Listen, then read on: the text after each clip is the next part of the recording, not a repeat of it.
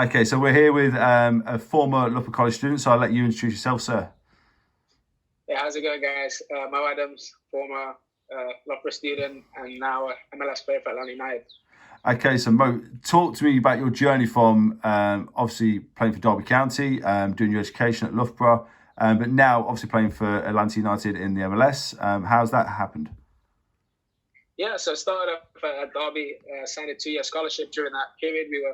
Thankfully, we had this connection with Loughborough College, so we were able to leave and to come into the college a couple of times a week to their education side of things. But yeah, just, talking about the football side of things, I went up until under 18s. When it came to getting my professional contract, they said no, unfortunately. They didn't think I was going to get enough game time as a first-year pro because they transitioned from under 21 to under 23s at that point. So I got released, went to Blackburn Rovers, had a trial. On a Friday, they said to me, hey, you're doing well. We're going to offer you, you're going to sign your professional contract on a Monday. So it was verbally agreed, everything. During Saturday, in training, just running down the line, tried to cut the ball back. Someone smashes my ankle. I'm on the floor, find out I snapped 4 ligaments in my ankle, out for 8 months. Have a meeting with the coaching staff, say, sorry, professional contract's out the window now. So at that point, had to go back to Derby, the team that released me, to do all my rehab and do everything like that. But I think that was a point for me when I kind of realized that I don't really have much going for me in terms of football right now. I'm hurt, I'm released, and worst of all, I don't have a backup plan. No education, nothing like that. So for me, it was a case of weighing up my options. Of course, I had the dream of playing in the UK, in England. So after I got healthy, I went to Boston United in non-league, and I think I played maybe 3 games. And to be honest, everybody holds on to this, image and dream of stories like Jamie Vardy, who made it from non-league to the Premier League, and you try to hold on to this dream as much as you can. But I think when you're in non-league and fighting and trying to scramble your way up the football pyramid, and you realize that the team isn't full time, and maybe you're playing against or with guys who are 10 years older than you, and they're working a job at the same time, and you've got this dream that you're trying to hang on to. Sometimes it didn't seem as realistic to me as it might have been for other people, and that's when I was thankful enough and to go to the US, and which I believe is the best decision I've ever made in my career, and to study and learn and finally find myself playing MLS. So talk to me about that kind of process. So you got a scholarship and you in Syracuse, which is in upstate New York. What was the culture shock from going from UK education to the US education, and how does it work for people who are looking to do a scholarship? Yeah, I think the transition is, when going over, all you do think about is the football side of things, especially when you're an athlete. But it opened my eyes so much more in terms of the education side of things, actually understanding that in order for you to excel off the field, you have to first excel. In order to excel on the field, you have to excel off the field. So you have to maintain a high GPA. You have to go to classes every day. You have to do your homework. You have to do your tutoring. You have to do all of that stuff. So there was a lot for me to adjust to immediately. But thankfully, like I was saying, being at Loughborough College helped me make that transition, because I was even though it wasn't as demanding, I was used to leaving, the academy and coming into college 1 day a week. But realizing times in that by, 5, going into college every single day and having training immediately after. And then it was just such a long day for me. But in terms of education, it was for the first 2 years, you kind of had general studies, studied whatever you kind of had an interest in. But to be honest, at that point, I didn't even know what I wanted to do.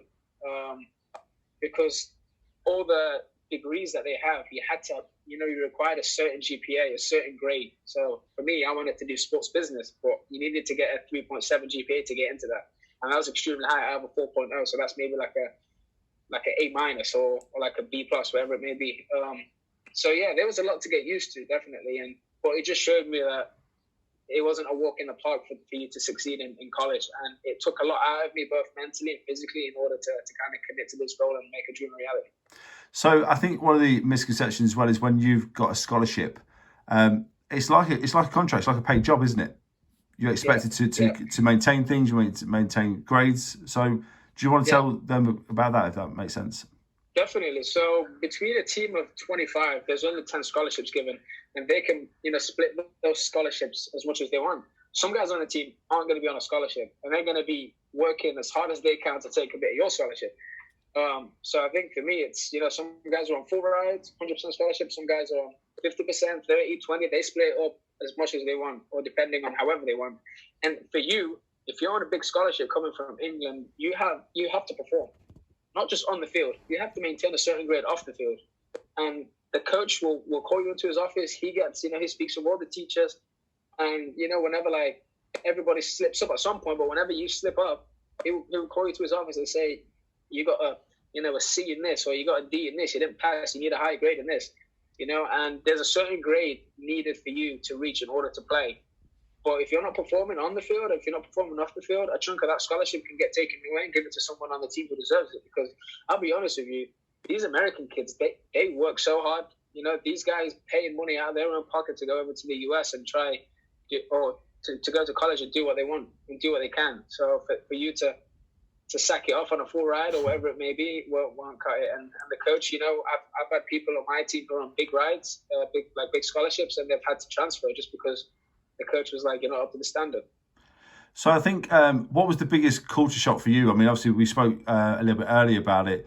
That, I mean, especially for me when I went to America, I thought of California, of Florida, and then obviously you got told you was going to be New York, so you got excited, yeah? Yeah. And then realised you was in Syracuse.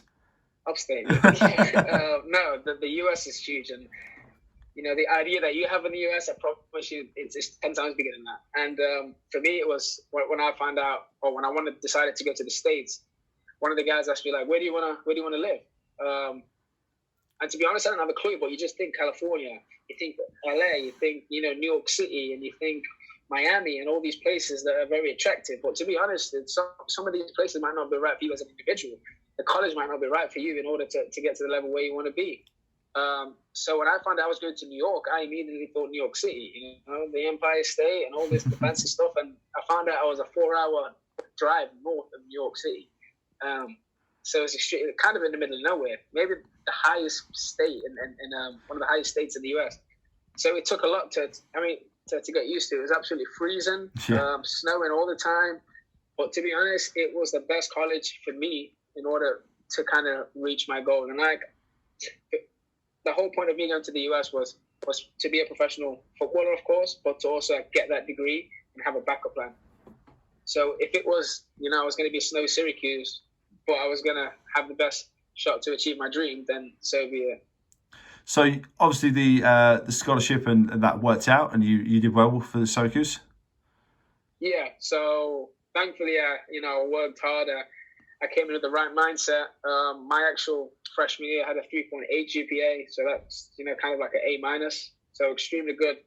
So I did well on the field, off the field, and I was able to enter the MLS draft. So there's a program sponsored by Adidas, which has a kind of a partnership with MLS. So every year they give 5 contracts out to players in all the US.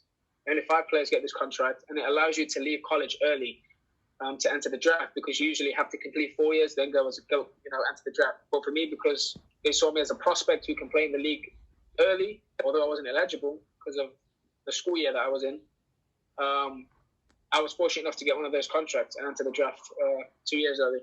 And then you got drafted by Fire? And then I got drafted by the Chicago Fire. Played, my midfield partner was Bastian Schweinsteiger. Played with him for a year and a half. Did extremely well personally. Thoroughly enjoyed it. Had to adapt. It's not an easy league. It's one of the fastest growing leagues in the world. They've got wonderful players over there, big names. And then did well my second year, and I managed to get, traded or bought by Atlanta United, who were the current MLS champions at the time. So it was a very special moment for me. So what's the pros of being a professional footballer, and what's the cons? What do you really enjoy, and what are sometimes the pitfalls? Yeah, the things I enjoy, of course, it's you do what you love as a job. You get to compete every day. Yeah, you play in front of fans. You get paid to do what you love, essentially. And there's benefits, that people, see that you're a professional footballer. So sometimes it may be easier for you to get, sponsorships and stuff like that. So there's a lot of benefits. But in terms of the cons, it's training every day, like tough training. Although sometimes you're going to feel like you don't want to train, but you have to come and maintain that high standards. Like I coach is Frank de Boer. He was a former, Dutch captain, playing the World Cup. He's played for Barcelona. So if you're lacking, he's onto you. I think you have to maintain this standard and this image, because the US is all about branding and marketing. So if you slip up in that, it ruins any of your chances of maintaining, or getting maybe a new contract or whatever it may be. And being away from home, I think in the US, it's obviously so far away, and you don't get to spend as much time as you want with your family. But all in all, I think if you have this dream, or football, professional football is your dream, I think the good is always going to kind of outweigh the bad. So, if any of our learners are looking and thinking about scholarships in America, okay, what's your advice? What would you say that your guidance would be towards them? I would say know what you're coming into. Not only on the field, like a lot of people that I speak to are like, the first question they say is, "What's the standard like?" And the standard is better than what you expect. When I came, I was extremely shocked. I underestimated it, to be honest with you. And I found out I was playing against, because you come in as a freshman, you're playing against people who are seniors. These people are 3 or 4 years older than you.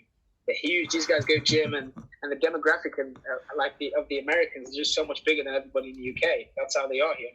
And the game is extremely physical, demanding, and it's just the college season is extremely short. So it's a condensed season into like 3 months. So you can find yourself playing Tuesday, Friday, Tuesday. So nearly three times a week, really.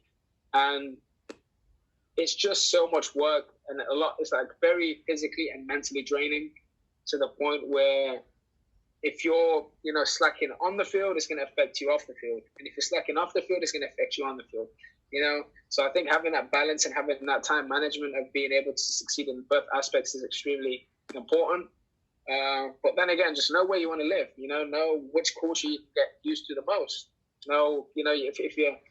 If you don't like the cold, maybe it's not right for you to go to New York or to Boston. If you can't handle the heat, maybe it's not right for you to go to Texas. The culture is extremely different everywhere. Like I said, if you're a certain religion, maybe it's better for you to, because a lot of the the universities over here are religion specific, maybe Catholic university or wherever it may be. So I think just knowing and finding the best fit for you as a person is extremely important for you to succeed. You can't just say, "I want to go to Miami" just because there's a beach there. It's just yeah.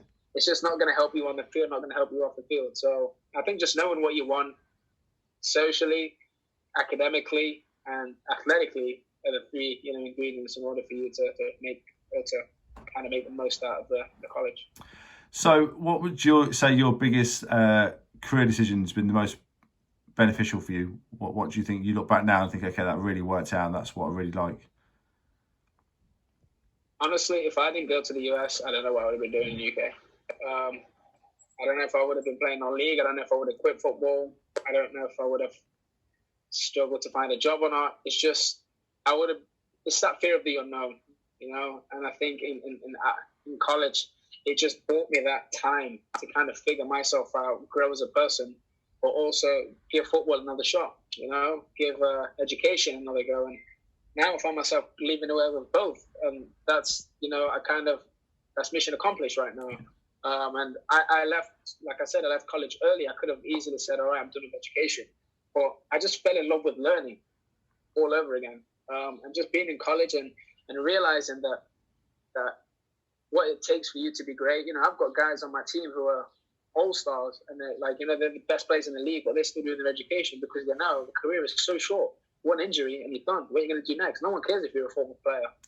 Everything is just based on the qualifications you have, how you are as a person, and how far you're willing to go. And if you have all the ingredients to fill all these aspects, then you'll make it as a person in life, not even as a player. I think it's some great advice. Mo, last question. If I said to you, we could take you back to, I think you was in the college in 2014, was that about right? About 7 years ago? 14, 15. So if I could take you back, sit in one of my lessons and say, Mo, right, talk to your 16-year-old self. What would you tell yourself?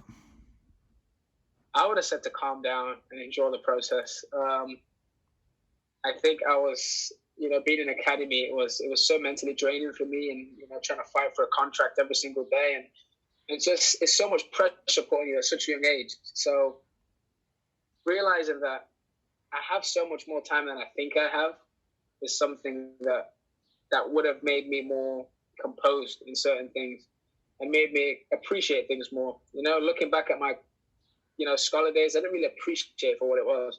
I think I was going in every day with a point to prove rather than to kind of open my eyes and feel grateful that I'm getting paid, to do something I love, but at the same time, I have an opportunity to play professionally in England.